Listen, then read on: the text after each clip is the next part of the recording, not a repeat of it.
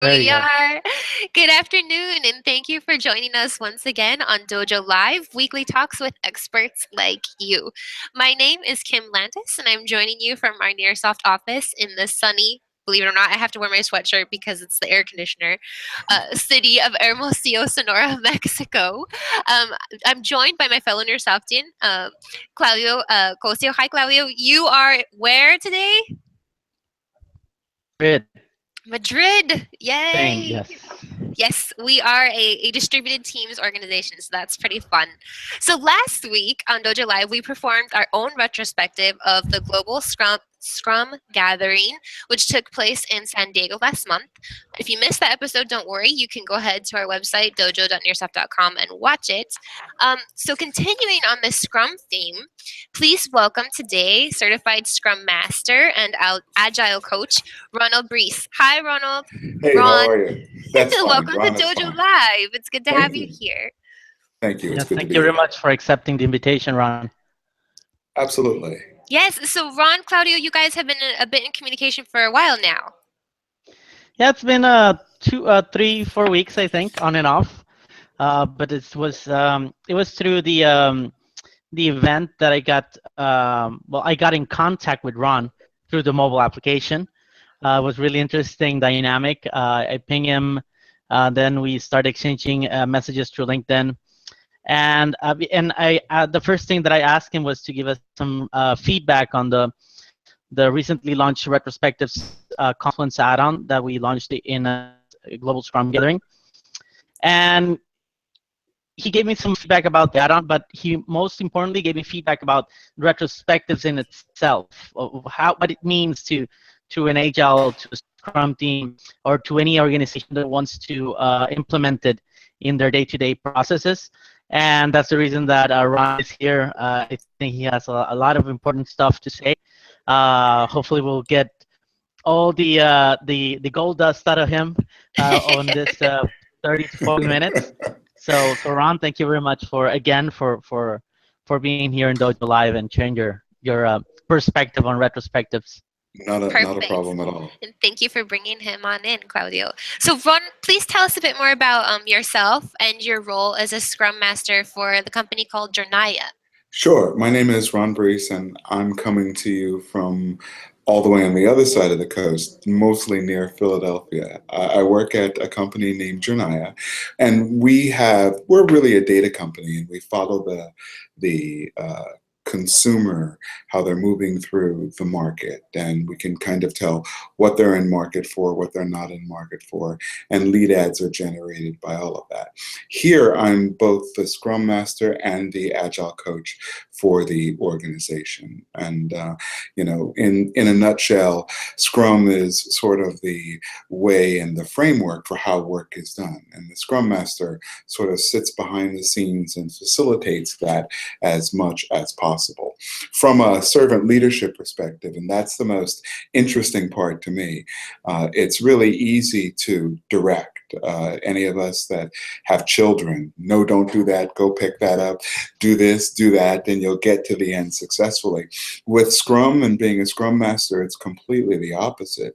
You have to be able to facilitate the team from behind the scenes, from a very passive kind of perspective. Sometimes you have to get them to know that they're thirsty, get them to the water, actually get them drinking before they even know that they need it. So that's really one of the biggest pieces of being able to operate like that as a Scrum Master. Also, there are several ceremonies where Agile is concerned. Daily stand-ups for the team, planning sessions, grooming sessions where we go in and talk about the stories that we're actually going to work on. And then what I consider the most important piece is the retrospective. That's where the team comes together after walking through an iteration for, however long that may be, 2-3 weeks long. And they take a look back on everything that's happened in those couple of weeks. And I would argue that that's the biggest place that the Scrum Master can have the most impact. Very cool.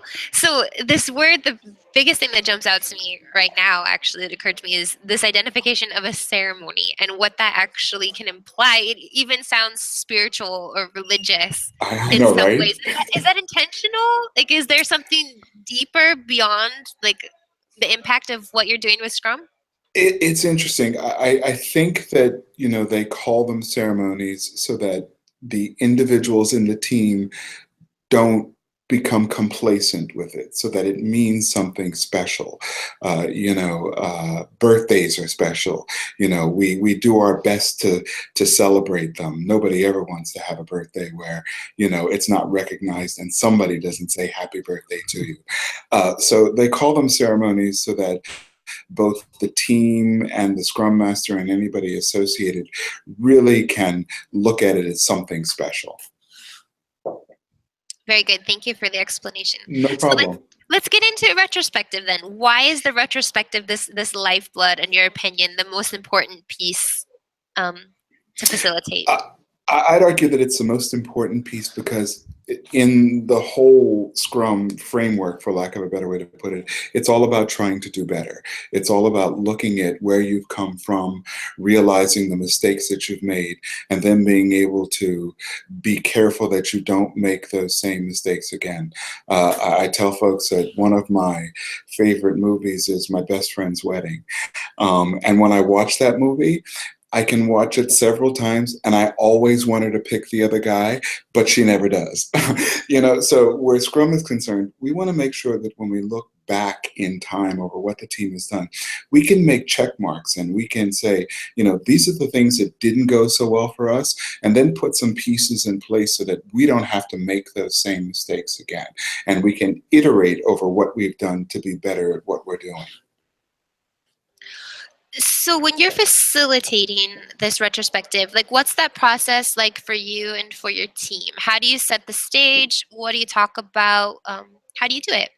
So I'll explain that from two perspectives. One is more textbook and maybe the way that I try to approach it. So textbook would say that the team is finished with the work, they gather in a room, and there are really three main questions and three main topics that you want to talk about. What went well? What didn't go so well? And from the things that didn't go so well, let's pull apart 4 or 5 things that we're going to focus on as a team as we move through the next iteration.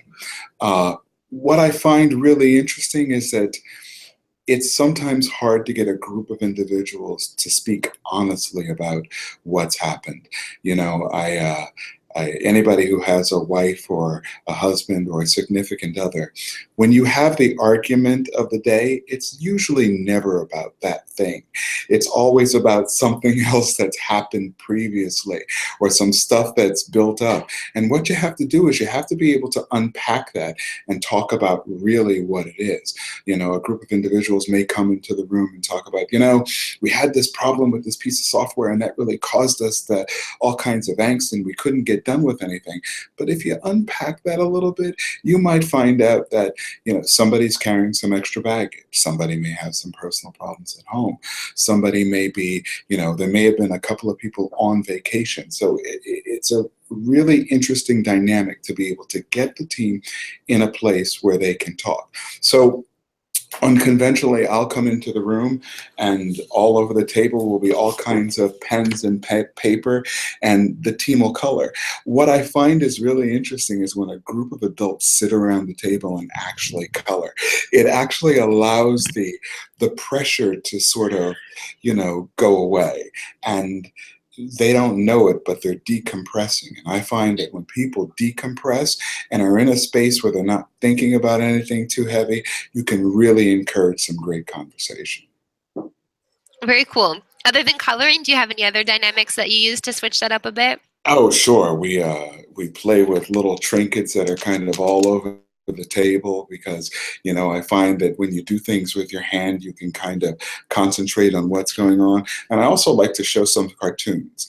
So cartoons with a theme, if you will. I'm probably going to date myself here, but, I Love Lucy, the old black and white cartoon that used to be on TV. It was a cartoon? I was really familiar. Well, I mean, it was a TV show. The live action.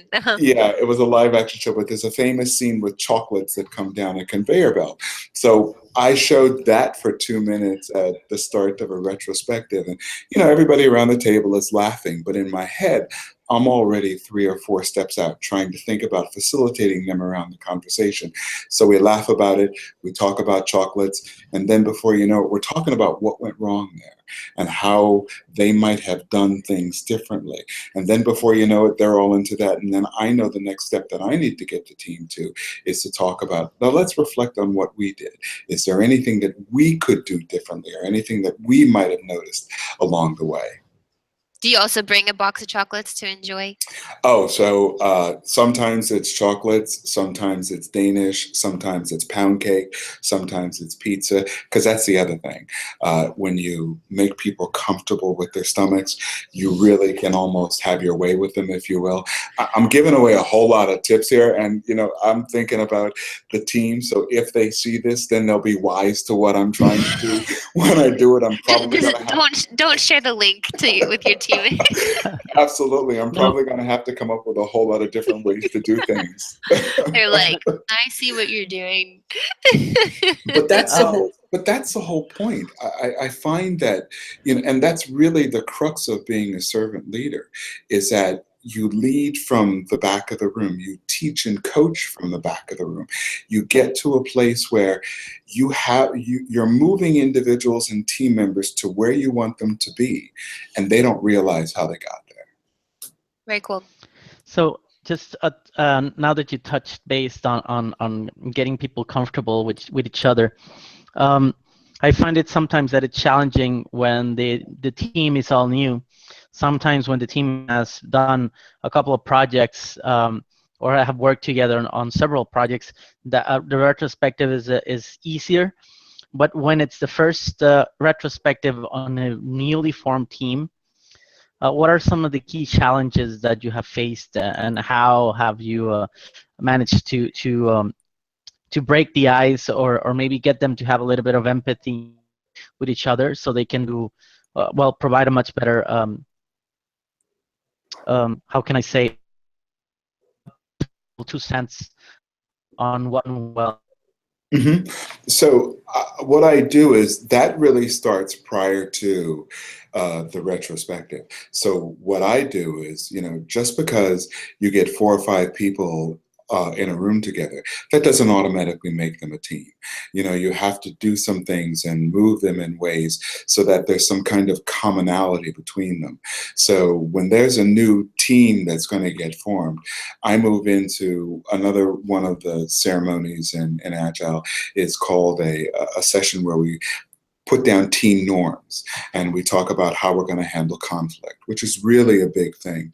We talk about how we're going to talk to one another. We talk about how we're going to just kind of get together. And then throughout the sprint, before the retrospective, what I'd like to do is, hey, how about we go to lunch together so that we can know each other on maybe just a little more than a work relationship. And I find that when you have something that's common outside of work, it teaches us how to talk to people a little differently. There's a little bit more of a connection. So then when we move into the retrospective, it's about some food first, so that we can, be in a place where nobody has any kind of angst. And then I usually start by introducing the ceremony and talking about what the goal is, but also talking about, like, I can direct this thing. I'm good at this. I can tell you exactly what to do, but that doesn't help me. The more that you're able to talk to one another and really hold each other accountable without the individuals feeling that they've been thrown under the bus, that's kind of the way that I like to move through it. And when you start to build that, you find that you build trust with the team, and individuals, they start out like this, and then they come like this. And before you know it, you have a team that is ready to iterate over everything. They're ready to talk about each other's strengths, and more importantly, each other's weaknesses. And I think that's a really big key when you can move individuals to get to that kind of place. Very cool. Thank you very much, Ron. No problem. So Ron, what I'm hearing is a lot of like when it comes to Scrum retrospectives, especially. I'm curious as to what your background is. I really like this human side, this almost psychology side, like where this humanity meets technology. So how did you marry those things? And what is that process of being a certified Scrum Master? So I came into this kicking and screaming. In my previous life, I was the QA director, which I just loved, because you get a project, you have a due date, and you just, make the pieces backwards to be able to staff it, to be able to anticipate any problems, put a little bit of buffer in there, and you move through it as best as you can. And then the organization decided that they were going to go agile and said, hey, we have this thing called the Scrum Master, and we'd like for you to do it. And no, I don't want to do that because I like what I'm doing. So I went kicking and screaming. But, I find sometimes in life that the places that you stay away from the most are really where you're supposed to be. And when I fell into being a Scrum Master and really took the blinders off and understood it, I realized it was where I was supposed to be. It allows me to make a connection with people, and a connection that's a little more than a work-related connection that helps me be able to coach and move them in other aspects of their life as well. You mentioned psychology, and I have a psychology degree too. So it's one of those things that's a cheat, but it allows me to be able to, I guess, be a little more in tune with how people feel from an emotional perspective. And again, I stand on the fence and argue that if you can touch somebody from an emotional perspective and sort of make that connection, you can help move them anywhere, because there's this sense that I'm not telling you what to do.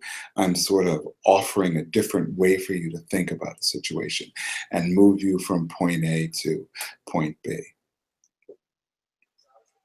Did I answer that?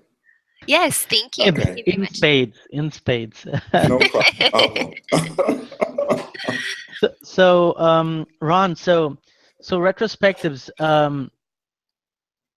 sometimes they go well in the sense that you get a good dynamic on the team, but sometimes that you don't.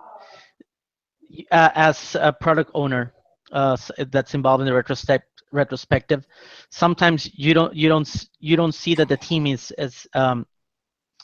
putting the cards on the table on what really went not so well, or even sometimes, and this sometimes happens on several teams, that one of the members will not get the recognition from the team on the effort that they put in, and sometimes the product owner or even the Scrum Master, well, you want the team to acknowledge it, and not somebody, and not a third party, or not somebody involved in the team directly. How do you go about like facilitating this in order to have well, like have everyone get their kudos, their hard-earned kudos, and yeah, I'm curious to know a little bit more about that. Yeah, great question, and several points there. I've been talking about the positive side of it from a Scrum Master perspective, but I've had my share of failures as well.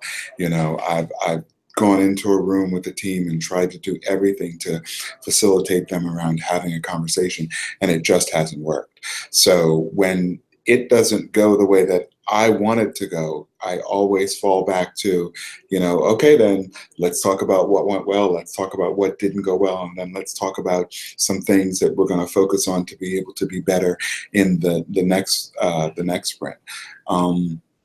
I've done that and then left the room and had my own retrospective on what could I have said differently. How was I standing? How was I talking? Did I do something that might have just shifted the conversation the other way? And then what I usually look for is one key person that I know will tell me the truth. I always say that, the old adage, it's really hard sometimes to tell the emperor that he has no clothes on. But I offer that kind of and want that kind of feedback because that's the only way that I can grow. So I seek out those people that I know won't have a hard time in telling me, well, if you had said this a little differently, if you had paused here, if you had waited here, you might have gotten the reaction that you really needed. So I use that and take that kind of all internally and, put that in a place where I can use that in the next retrospective to be a little bit more successful, if you will. From the perspective of kudos and making sure that everybody, sort of gets the recognition that they deserve. I try to facilitate conversation around that as well, and moving the team to a point where, let's not have a hard time talking about what went well and congratulating somebody for putting in the extra effort and/or, giving congratulations. And the same with the product owner. It's interesting that you mentioned Scrum Master because I was having a conversation with somebody the other month, and I was saying, the very first few times that the team congratulated everybody, and I didn't hear my name, I was a little peeved and salty about that. Until I had to really step back and think about it. This whole thing from leading from the back of the room and being a servant leader, they're not supposed to congratulate me because it's all about them. So, that's what I use as one of the gauges of a really good Scrum Master. If the team is being congratulated and they never turn around and say, hey, we had a really great Scrum Master, that means I'm really doing my job and it's okay. I'm being effective at being a servant leader, if you will. Very cool. What is the definition of servant leadership? Nearsoft ourselves, we're a very flat organization, meaning we don't have supervisors, we don't have managers. So we're very much focused and working in teams. Feedback, retrospectives, of course, are very, very important to carrying that on.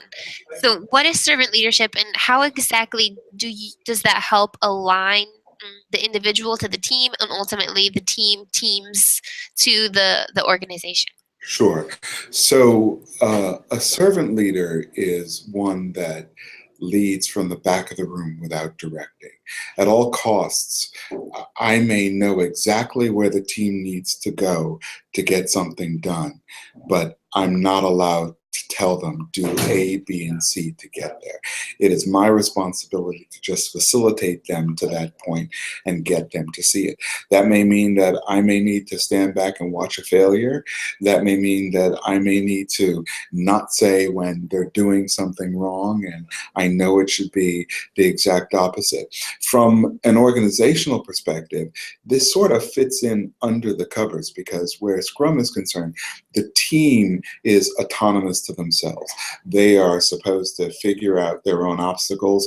They are supposed to self-organize around any kind of problems that they have. My job is to, be 3 or 4 steps out, see obstacles that don't already exist, and then try to facilitate them to the point of thinking about them before they arrive. So I understand that you're a flat organization with not a lot of managers and then that whole hierarchy.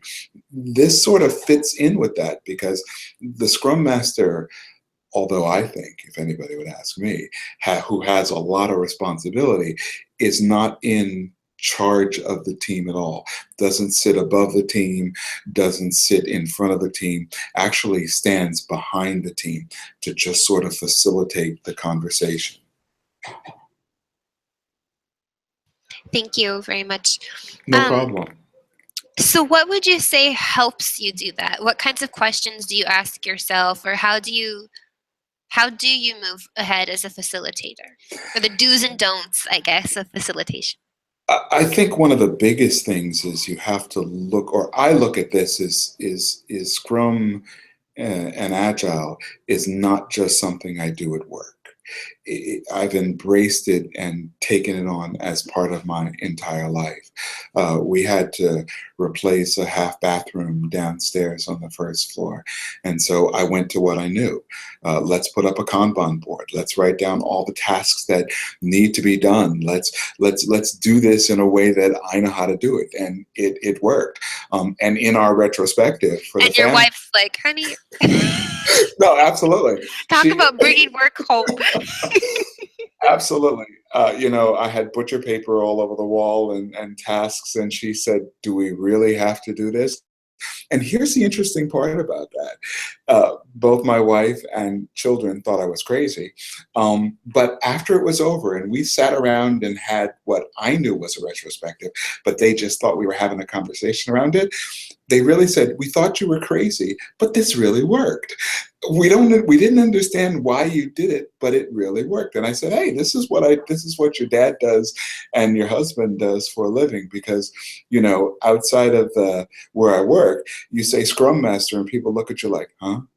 What is that? What exactly does that mean? And even when you explain it, sometimes it's hard to grasp the concept. So, I stand on the fence and say that if you make it part of your daily life, it just becomes natural and second nature. So whenever I'm looking at a problem or looking at something that isn't quite right, I immediately jump into the Scrum Master servant leadership role to try and maneuver myself around it. And I find that that's a thing that not only bolsters the skills, but allows me to find different ways to talk to people, interact with people, and help. Did I answer that question?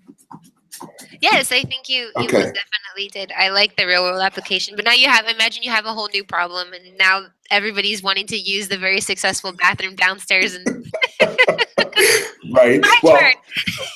in our retrospective, we said one of the things that we would do differently with the bathroom was concerned was to, find out where the emergency water switch is to turn the water off in the house, and then B, make sure that any boxes were nowhere near that entry.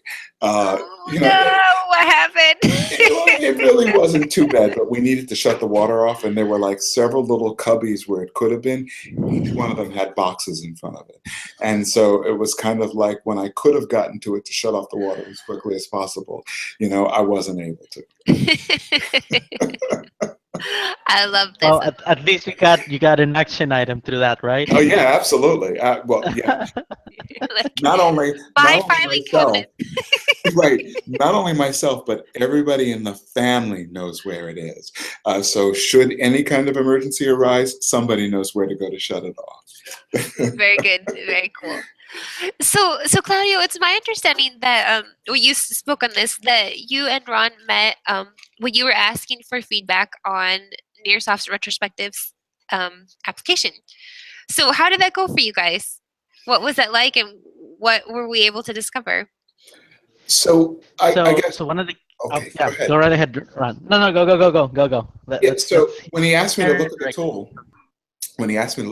I looked at it, and then in my head it was like, okay, this is really for a distributed team. And I understand that it's because I've worked with distributed teams, and I understand that trying to have everybody connected at the same time is a really important thing. And that makes a Scrum Master's job even harder when people aren't in the same room. There's something to be said for really being able to see somebody's eyes and being able to make that physical kind of contact. So, I guess he was looking for a 2-sentence answer, and I think I sent back a couple of paragraphs because, I responded to how I felt about the tool, but then went on to just get on my soapbox about the whole retrospective thing and so on and so forth, because I'm just so passionate about this being the best place that a Scrum Master can really make a difference with the team.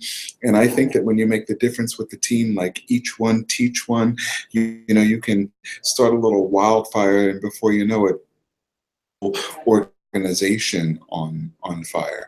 And I think I said as well that, today, this is helping me in a whole lot of respects. One, because myself on film, and most certainly I'm not comfortable with hearing my own voice. But it's what here's how I tag this back, because I always tell the teams, or try to suggest to the teams, sometimes we have to be comfortable being uncomfortable. And when you get to a place where you can sort of be comfortable being uncomfortable, you realize that A, it's not as bad as I thought it was going to be, and B, if I can do this, what else could I do that I wouldn't have really wanted to do? So personally for me, although trying in the very beginning, this is going to be okay. I'm going to be able to use this and retrospect back on this and even help myself, which I think goes to speak to how I try to embrace this from more than just one aspect of my life. No, and we certainly got a lot of good tips from Ron, in the sense that yes, we're building tools that are mimicking the dynamic inside of Nearsaw, which is distributed teams. But we also got a lot of feedback during Global Scrum Gathering. For example, there was this team from India, and then they said, why can it not can it be anonymous? So people, you can do a retrospective anonymously. And we were like thinking and digging a little bit deep on it. It's because of the culture. And sometimes culture really impacts how what the end result of a retrospective. And sometimes because we think we're in tech and everybody's a little bit on the same side, there's still a lot of things that that cultural heritage and sometimes work culture can impact on a retrospective. So yeah, so it was great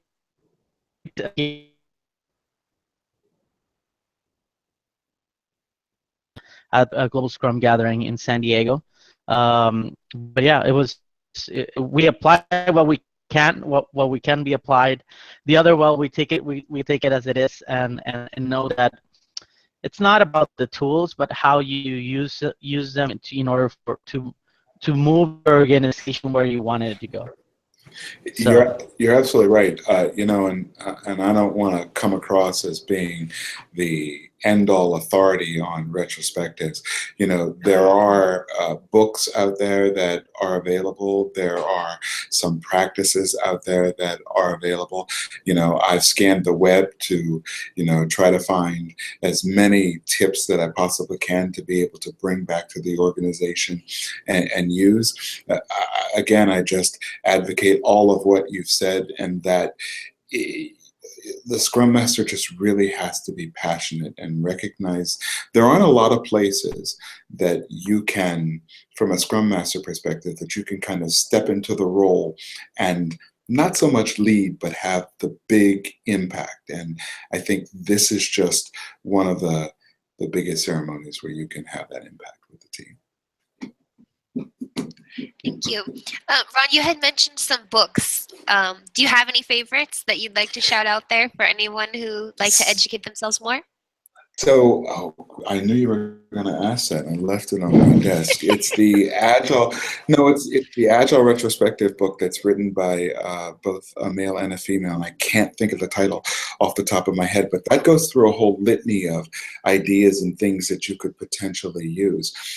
What's interesting is that, not that the book is dated, but there doesn't seem to have been a whole lot of other books that have been written that give those kinds of tips and tricks to Scrum Master. There is a site called Tastycupcakes that offers games that you can do with your team from a bonding perspective. But sometimes I like to just go right back to basics, and it's the simple things, that you can use, and always try to draw that parallel from an Agile perspective and relate it to the team. Maybe you can write the next book. Somewhere I think there's a book down inside. If anybody was to ask me, there's both an author that's sitting on the inside and a chef. So if in another life, I was probably a chef somewhere, because I love to cook and would love to have done that. And I think I'm a frustrated author somewhere. So we'll see. Well, keep cooking for your family. I bet they enjoy it. And don't be a frustrated author. Make it a reality, right? Those action items. You're absolutely right. Yeah, you're absolutely right. No, I think really you have a very good personality, insight. I think you're very eloquent and in explaining your ideas. It seems like you have a lot of really great personal stories that could be incorporated. And I know this isn't what we're here to talk about today, but in retrospective of our conversation, I would So encourage you to do so. You'd read the book, right, Claudia? I'll thank be the you. first on Thank you. I appreciate that. And I guess so. What you said is I can even draw a parallel to that to Agile because, when I took a couple of writing classes not so long ago, the very first thing to do is you try to set the hook. You want to set the hook so that when somebody reads it, they go, "Oh, this isn't the standard kind of way that I'm used to reading. This is really interesting." And before you know it, you're 50, 60, 100 pages in. I think that's the same way with being a Scrum Master with the team. You set something before them that isn't quite textbook, something that isn't quite as standard, and then you have their interest, and then you can be able to move around that as well. Thank you. Mhm. So, Ron, yeah, sorry, Kim. Just wanted to follow up on some. So, and just this is going back to the question, when the end result of a retrospective does not fulfill, not fulfill, but you don't get, you have not done a good retrospective.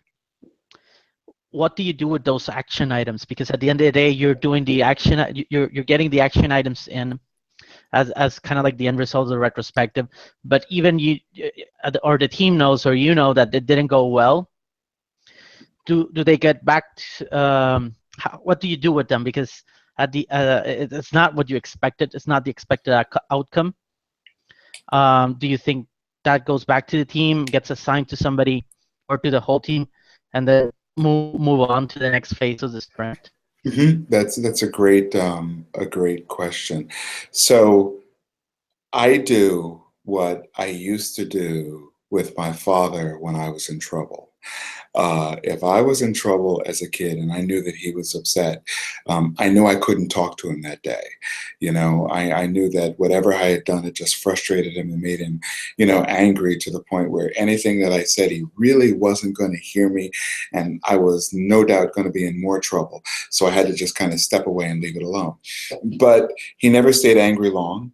So in either 2 or 3 days, I could sense that, I was back in good graces. So then I could work my way back to having a conversation about that thing and either apologize or talk about it from a way that, he could understand that I had learned from what I had done. So I did that same, I'm giving away all the tips again. If anybody from the team is listening here, I'm going to be in so much trouble, but I do exactly the same thing. When the retrospective doesn't go well, I just sense that they're not in a place to be able to talk. So the more you push that, the worse it gets. Again, with, our spouses. When our spouses are upset with us, the more you push that, just shut down completely. You sort of have to step back, wait for the opportunity to come back in and say, then find that time to talk. So maybe after a daily stand-up, maybe before lunch, maybe when everybody's just sitting around chit-chatting, I'll come over and go, we kind of didn't get to a good place there, and find a way to facilitate around that conversation and see if I can't make it better than it was. That's one of the Yes, I think approaches that I sometimes, use. yes. So is, of course, conflict is a thing when you're working with a team, and sometimes on a distance, with the chance to see those not get before lunch, or so what we do is basically we try to this open channels in between all of our team members. Yeah, definitely, trying to 2 days is always good, or just sprouting the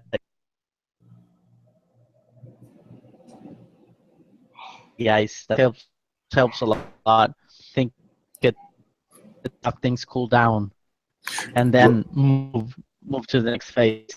Right. So I'll bring back all of those things that the team has sort of talked about in sort of a different perspective.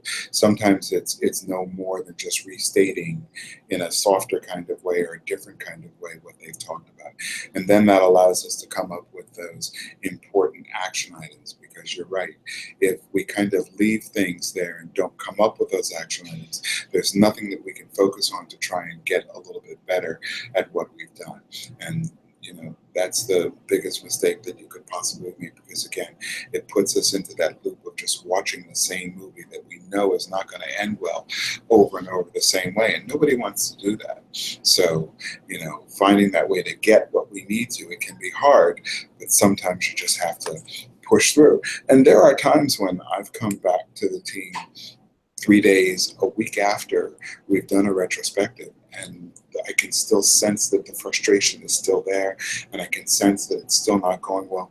We may have to just come back in the room and go, okay, how do we unpack this? Because I'm really sensing that there's still some stuff here, so let's unpack it and try and unearth what's wrong, because at all costs, this is for you all to be better at what you do. And if we don't really talk about it, it's just never going to get any better. And that sometimes works too, but that's usually the last resort for me. Thank you. I'm glad Claudio's question was breaking up for me, but it seemed it was clear for you, right? You didn't have any. No, it was breaking up as well. But when you have children who are in spaces on cell phones, you just learn to listen very distinctly and kind of pick up enough words to piece it together. So I think I got what he said, and I think I pieced it together fairly well, or I tried to at least. Good. Would you mind repeating the question for us? No, I think he was saying sort of what happens when the team doesn't come out with those action items, and, okay. And you sort of kind of leave it there, and knowing that you need those to be able to move forward. How do you handle that? That's what I thought the question was. Good, Claudio. Was that it? Oh, I'm still not picking him up. No, I think he's still broken as well, but that's okay. Oh, no. Well, you know what? We're kind of coming to the close of our session anyway. Okay. I myself, I think you've covered all the bases that I have. Ron, do you have any any final questions, Claudio, or Ron, any last words of wisdom that you'd like to share with our viewers today? I would just share that it's not a perfect science. I've made missteps along the way. I would like to say that every retrospective is just wonderful and the team is just on cloud 9, but it's not like that. So you have to be able to balance the successes with the failures. And more importantly, I focus on the failures, because that's the place where I can grow personally. Successes are great and they're wonderful, but I really learn from the failures. So at all costs, any Scrum Masters who are listening, I would say know that the retrospective is the most important place where you can do your best work with the team. Sometimes being unconventional is just wonderful. Sometimes textbook is wonderful. But at all costs, try to make that personal connection with the team, because that's the thing that allows you, no matter what, you can sort of have that extra little oomph that you need to be able to find ways to communicate and find ways to talk. Thank you. Perfect. And I really like the servant leadership is setting the example, right? Doing as you preach. I really appreciated your self retrospectives after all of your retrospectives. I thought that's very interesting. Is that like an immediate thing, or how much time do you let pass before I retrospect on what's happened? If they're bad, immediately. So I'll start immediately, and then I'll come back to it a couple of days later. I keep a little file on my iPad where I'll just take some notes immediately. And like I said, try to find somebody who I know will give me some very honest feedback, and then kind of put that together and then use those, and then look back at that so that I make sure moving into the next retrospective, I don't make those same mistakes. Perfect. Thank you. Claudio, anything else you have for Ron before we end today? Yeah, sorry about it. I think kind of. It's okay. Good to have you back. Yeah, sorry about that. No problem. Ron, no. Thank you very much for the time, Ron. And looking forward to more. We'll be knocking on your door and getting your 2 cents is in the oven and ready to roll out. And yeah, so glad to have you here. And yeah, let's looking forward to some more stuff and meeting you again, maybe in the another global Scrum gathering, or if you ever head down south to Mexico City, you have a place to stay, a place to work as well, Wonderful. and so yeah, so you have an open office, an open house. Yes, our Wonderful. office is very, very cool, actually. I was Cloud, just waiting for the invitation. Thank you so much. I mean, I really appreciate you all, seeing something and asking me to attend and have a few words. and Claudio, if anybody else was interested in participating, providing their feedback, where might they check that out or reach out to you? So yeah, so they can go to softwaredevtools.com. That's the main site where we're pushing all of our. A blog is coming up as well. Write up about this live podcast it's cooking right now. So yeah, that's the best way to reach us. Perfect. Thank you very much. Ron, it's been a pleasure. I think you're an inspiration. I look forward to your book. I'm not going to let you get away from that one. So I'm on the hook. Thank you. And if anybody wanted to reach out to you for more, Ron, where could they do that? They could reach me at my email address at work. That's rbreese@jornaya.com. I guess we can post that someplace. Yes, we certainly will. Anything, and you could even reference back to that book you couldn't recall. Go ahead and Carlos Ponce, your main contact for DojoLIVE, reach out to him with that information. He'll go ahead and put that up on our website as well, folks, so you can come back and check that out to reach out Wonderful. to Ron. Ron, thank you very much for your time today. It was a pleasure. Thank you for joining us, everyone. Claudio, for your help. And we'll see if we had a little technical glitch right there. We'll see if Carlos is geared up to take us off air or not. So, Carlos, I think we're ready to wrap it up. So, and on Carlos' behalf, he says thank you as well. And he'll get all that up on your landing page soon. Okay. So, thank you, everyone. Thank you very much. See you Have next a good week one. on DojoLIVE. Have a good one. Bye. Bye now.